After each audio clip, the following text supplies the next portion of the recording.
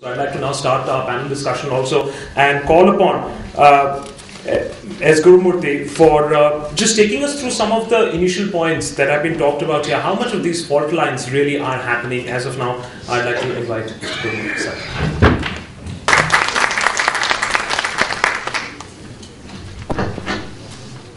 My friend Mr. Jatmalani and other panelists and dear brothers and sisters. See, being from Tamil Nadu, about which are the situation which Tamil Nadu has passed through and is passing through, about which this book deals in extenso, I can experience this book as I read it. See, Tamil Nadu has been the playground of Dravidian and Dalit politics.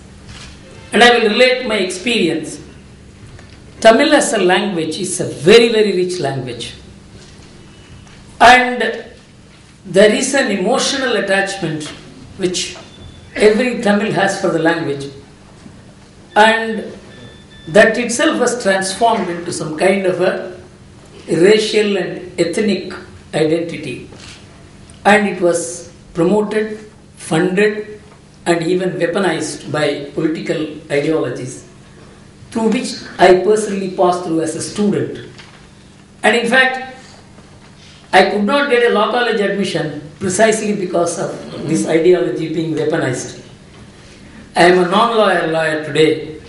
My interest in law forced me to keep in touch with law and be with lawyers, but I could not become a lawyer myself. So you can understand how an idea weaponized in politics can transform a society into hating mutually each other. And I'll give you the origins of the discovery of Tamil. You know, there are many Tamils here, Mr. Parsati is here. The person who really discovered the earliest Sangam literature was one V.V. Swaminathan Iyer, a Brahmin. And he is called the grandfather of Tamil. He is called Tamil Tata. You know, this entire Tamil literature, which originated in the Sangam period, 2000 years ago and before, he was the one who travelled by bullock carts, he walked and through, and must have visited hundreds and hundreds of villages, just only knowing that these literatures exist, but he didn't know where it existed, and he recovered them. And that is how the Tamil identity was born. It was born through the efforts of quote, unquote, an Aryan. But when I was a student, by that time this ideology has been weaponized through educational institutions into a mutually hostile and hating group. And my Tamil teacher used to say, even though Swaminathan is a Brahmin, he is a good man. So you can understand how this whole thought has been transformed into even the very discoverer of the Tamil language being trivialized. Even though he is a good man, he is a Brahmin, he is a good man. And I will tell you what does Tolkappiyam, the earliest Tamil literature, speaks about the relationship between Sanskrit and Tamil, between the Vedas, the Upanishads, and the Tamil literature. The prayer part, which is the first page of Tolkappiyam, says, Tolkappiyar, the author of Tolkappiyam, he presents his thesis, that is the grammar and the roots of the Tamil language, that is Tolkappiyam. He presents this before an audience. The audience, he describes this audience as this audience which is educated in 4 Vedas. Nanmarai Paindra Sabayil. This is what he says. That this audience is educated in 4 Vedas. They are experts. And having got educated in the Sanskrit grammar, I qualify myself to present this before this audience. You know, this prayer was removed in Tamil Nadu for the last 50 years.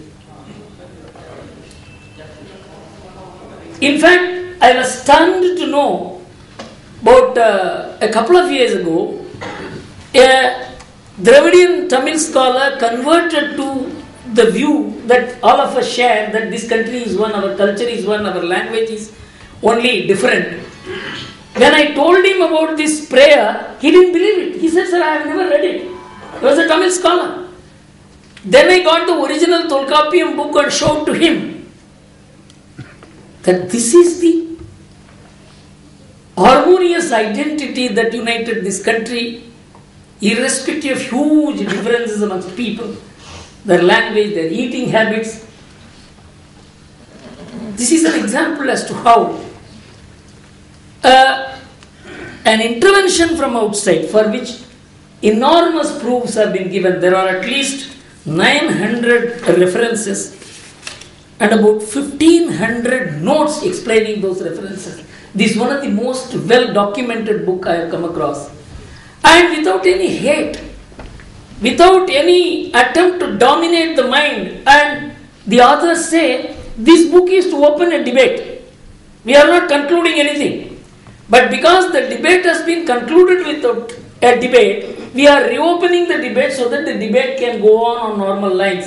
This is one of the modest claims and possibly intellectually one of the soundest claims I have come across. For someone who has produced a magnum opus based on very sound documentation, references and evidence. And I personally tell you about my own experiences with, in the last 15 years, the Dalit community. Many Dalit groups come and meet me. In Tamil Nadu, there are at least 1,000 Dalit organizations and Dalit parties. Some of them come and weep. I have written about it. Some of them come and weep. Sir, we have been converted into a private army. Our number is about 50 to 100,000. There are at least 20, 30, 40, 50 cases against us. We are prisoners of the police. We are prisoners of political parties, particularly the Dravidian parties. We are prisoners of the church. And we can never become free. We cannot come out of these cases. How can you help us? So a private army has been created through state action, outside intervention, and they are the one who are doing private justice, murders, dacoits, not for themselves, but for others. I have discussed it with police officials. So you can understand that what this book describes is something which I experience, which important people in Tamil Nadu know, the leaders know, the civil servants know. So don't think that this book is an intellectual exercise. This only gives the root to what is happening there on the ground in Tamil Nadu. And so this book has to be read, that it captures the development in the last 100 years and more to what the Tamil Nadu state is today. What I like about how this book captures the work that the foreign intervention is doing, the destructive work it is doing, so Rajiv Malhotra puts it beautifully. Breaking a civilization is like breaking the backbone of a people. The civilizational identity is what makes us share different things and make us feel one. And you disturb it, that oneness is disturbed. Oneness is not just disturbed into disunity. We are divided into warring groups.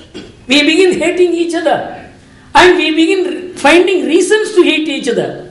And we begin finding reasons to hate that my great-grandfather and your great-grandfather were enemies. And so we have to be enemies. This is the kind of logic that has been woven into our body politic today. And that is what this book captures. It is not a book which can be read like a novel. It's a book which has to be read with deep contemplation, and a person like me, I have to read this book with the kind of experiences that I have gone through and I am going through even today. There are certain seminal aspects about this book. Two things only I will point out and close. He refers to the atrocity literatures of the British colonialists about India. That was the starting point of the disturbance which our society is undergoing today. Every society has a problem. Which society doesn't have a problem?